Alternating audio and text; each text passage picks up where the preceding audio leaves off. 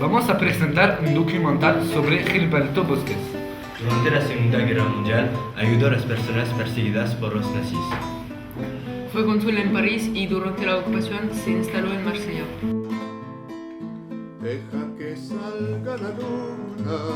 Est-ce que vous avez déjà entendu parler de Gilberto Bosques? Non. Est-ce que vous connaissez Gilberto Bosques?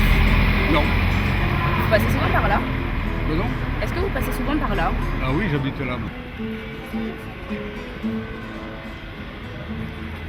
Dans cet immeuble, de 1940 à 1942, Gilberto Bosques, consul général du Mexique à Marseille, aida et sauva sans distinction d'âge, de nationalité, d'opinion religieuse, politique, tous ceux qui fuyaient l'oppression. Des dizaines de milliers de visas ont été octroyés, des dizaines de milliers de vies ont été sauvées. Fue un privilegio encontrarme en esa situación que me permitió desenvolver una acción en la gran causa del hombre. Don Gilberto Bosques. ¿Hubo gente o organismo que lo ayudaron en esta empresa? ¿Por qué Gilberto Bosques decidió hacer esto? ¿Estaba relacionado con la resistencia? ¿Tenía enemigos? ¿Quiénes eran sus aliados? ¿Cuál fue su trayectoria? De manera concreta, ¿cómo ayudó a la gente? Le livre que nous avons édité à Latinois. Gilberto Bosques, j'ai vécu à Mexico pendant 12 ans et il se trouve que j'aurais pu le connaître, malheureusement je n'ai appris son existence que très tard, il était déjà décédé, je suis arrivé en 93, il est mort en 95. Et puis, comme je suis marseillais, il s'est illustré ici à Marseille pendant l'occupation et la collaboration allemande et la collaboration française, c'était très, très important pour moi de parler de cet homme qui a été un véritable héros et qui est pendant très longtemps resté dans l'ombre. Gilberto Bosques, ce n'est pas uniquement la période de Marseille, c'est la révolution mexicaine, puisqu'il a 18, 19 ans, 20 ans, lorsque la révolution avec Pancho Villa, Zapata éclate au Mexique. Donc il va la vivre, comme il est instituteur, après il deviendra journaliste. C'est pas un diplomate de carrière, il le deviendra plus tard. Et donc il y a cette période-là, puis il y a sa période donc, de diplomate, juste, puisque c'est comme ça qu'on l'a qualifié, juste parmi les justes, enfin de héros, moi je dis, d'hommes illustres qui permet à des gens qui sont pourchassés de pouvoir s'exiler.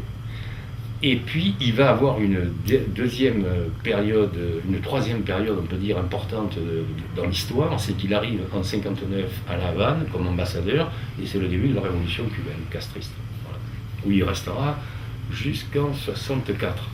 Gilberto Bosques llegó a Francia a principios de la Segunda Guerra Mundial. Se instaló en Marsella porque el norte y el oeste de Francia, incluida la capital, París, estaban ocupados por los alemanes. Deja que se oculte el sol, deja que caiga la noche, para que empiece nuestro amor. Donc ici au Mille, il y a une dizaine d'internés qui vont obtenir leur visa pour le Mexique et un billet pour partir, pour prendre le bateau pour partir au Mexique. Grâce à Gilberto Bosques, il a livré à Marseille plus de 30 000 en fait, visas, mais sur ces 30 000, il n'y en a que 20 000 qui vont obtenir des billets de bateau pour partir. Les Milles, le 3 avril 1941. Le commissaire divisionnaire commandant le camp des Milles A, monné sur le directeur général de la Sûreté nationale, 7e bureau. J'ai l'honneur de vous faire connaître qu'un convoi de 26 hébergés est arrivé au camp des Milles, venant du camp d'Ego. Il s'agit des nommés Molino Cesurio, un espagnol, après on a plusieurs Allemands, et des ex-autrichiens.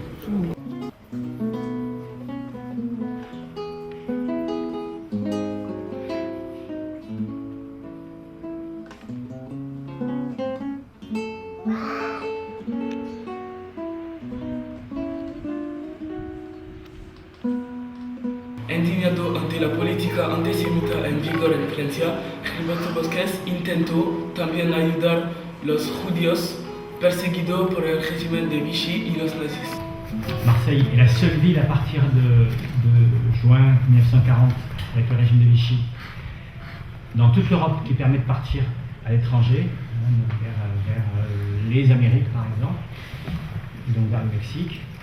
Et donc il est consul ici et il profite d'un accord entre le gouvernement de Vichy et le Mexique, le gouvernement du Mexique, pour délivrer des visas. Alors, je vous l'ai dit, il va délivrer 100 000 visas. En fait, il va constituer 100 000 dossiers, délivrer 30 000 visas, et finalement, sur ces 30 000, il y en a 20 000 qui pourront partir, ceux qui obtiendront le billet du bateau. Ça, il ne peut pas lui-même le décider. Donc, sur les 30 000 à qui il a pu donner un visa, il y en a 20 000 qui vont pouvoir partir au Mexique. Beaucoup d'Espagnols, parce que c'était ça l'accord au départ, hein, les républicains espagnols dont on a parlé ce matin, qui étaient réfugiés dans la région. Mais aussi, il est allé bien au-delà, il a délivré des visas à des Allemands, à des Autrichiens, à des Français. Ce sont des étrangers que le régime de Vichy juge indésirables et veut faire partir du territoire. Et donc, Bosques va essayer effectivement de les sauver comme ça, avec ses visas pour le Mexique. Yo tenía mi cascabel con una cinta morada, con una cinta morada. Yo tenía mi cascabel y como era de oropel, se lo di a mi prenda amada para que juegue con él allá por la madrugada. Y ay como retumba y suena, y ay como retumba y suena, retumba y va retumbando tu cascabel en la arena. Rochine née Spira Stéphanie, ex-allemande, destination Mexique. Formalité en cours au consulat du Mexique à Marseille. Propagandiste, communiste et anarchiste très active. Expulsé de France par AM, en possession au moment de son départ du camp de Rio Cross de l'autorisation d'entrer au Mexique. Destination Mexique, Mexique, Mexique.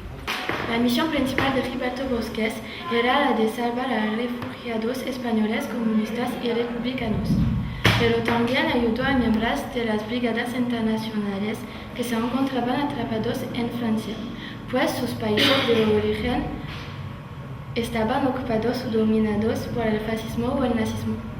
Si esos miembros de la brigada internacional volvían a casa, como lo quieren los nazis, sus vidas corrían peligro ya que eran antinazis radicales. Collège des Cailloles, le 5 juin 2015. Monsieur Medina, nous avons su par Gérard Malga que vous aviez vécu au château de la Reynarde avec votre famille. Nous aimerions vous interviewer pour notre projet vidéo sur Gilberto Bosques. J'ai attaqué la guerre d'Espagne, j'avais 9 ans. J'avais déjà le niveau certificat d'études, j'allais passer au secondaire. Et j'ai repris les études en France, j'avais 12 ans. Et là, ils m'ont fait une étude de niveau. Ils m'ont mis directement au certificat d'études et je l'ai passé facile. Avec 40 de fièvre, j'avais les oreillons. Il y avait l'épidémie. Voilà, je vous écoute. Alors, sur les questions sur la rencontre avec Gilberto Bosques, quand, pourquoi et dans quel but vous êtes arrivé à Marseille? Oui. Alors, quand d'abord? Oui. Je suis arrivé le jour de Noël 1940. Dans quel but? C'était le but d'émigrer au Mexique. Parce que mon père, la police est venue le chercher à Agen, dans le Lot-et-Garonne. Il était sans papier. Et moi j'étais là, il n'était pas là à la maison. Et les gendarmes m'ont dit, dites à votre père lorsqu'il vient qu'il se présente à la gendarmerie avec une valise et une couverture.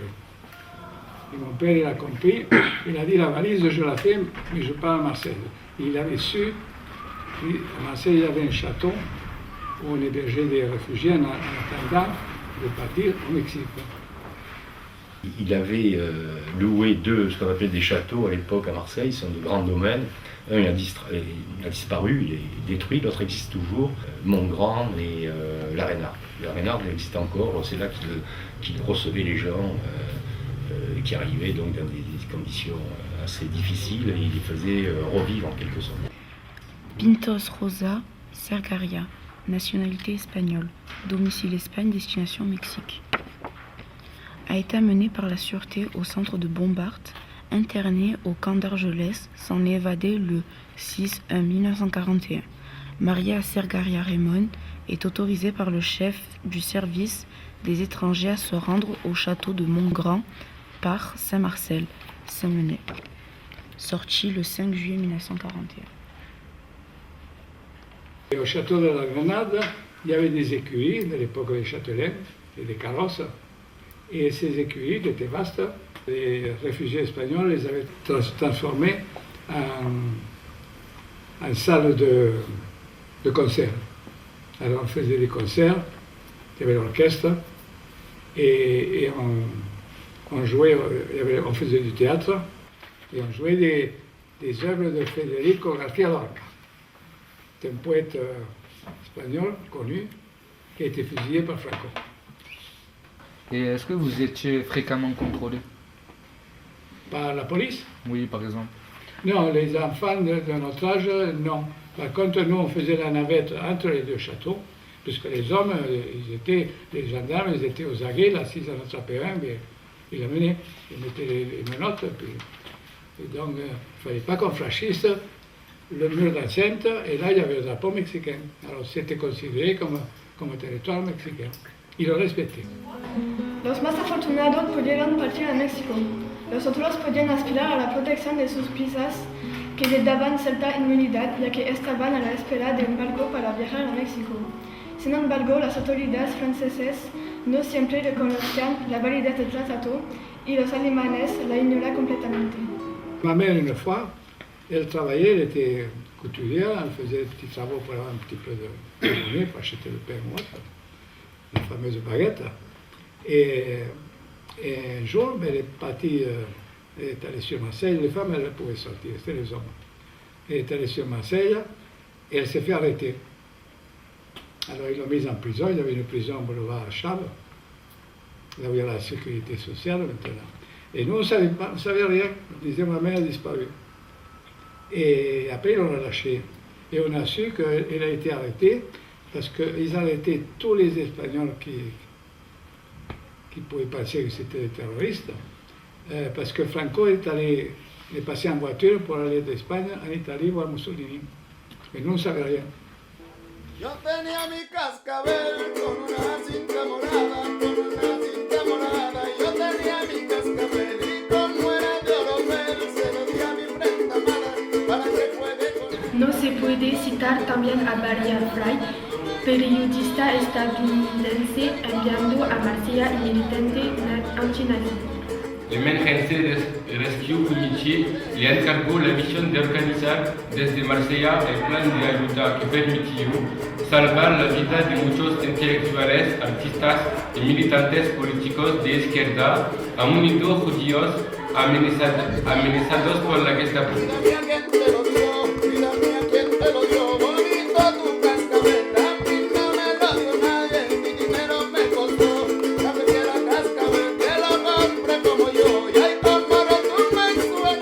Bosquès, il a été emprisonné dans la guerre?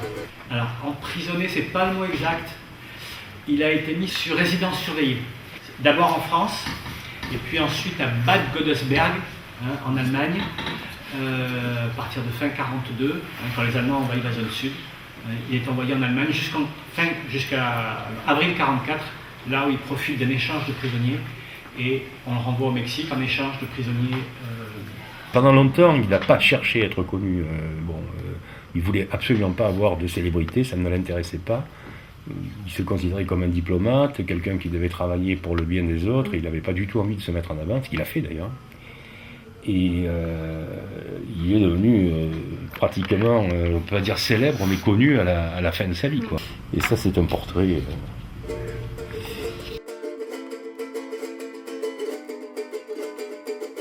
Il a une phrase qui est assez forte, il dit qu'il faut savoir quelquefois sortir de la légalité pour rentrer dans le droit. Et donc pour lui c'était naturel de désobéir, comme a dit votre professeur, pour être fidèle aux droits de l'homme tout simplement. Et j'ai appris à chanter l'hymne mexicain. Vous ne voulez pas que je vous le chante? Allez-y.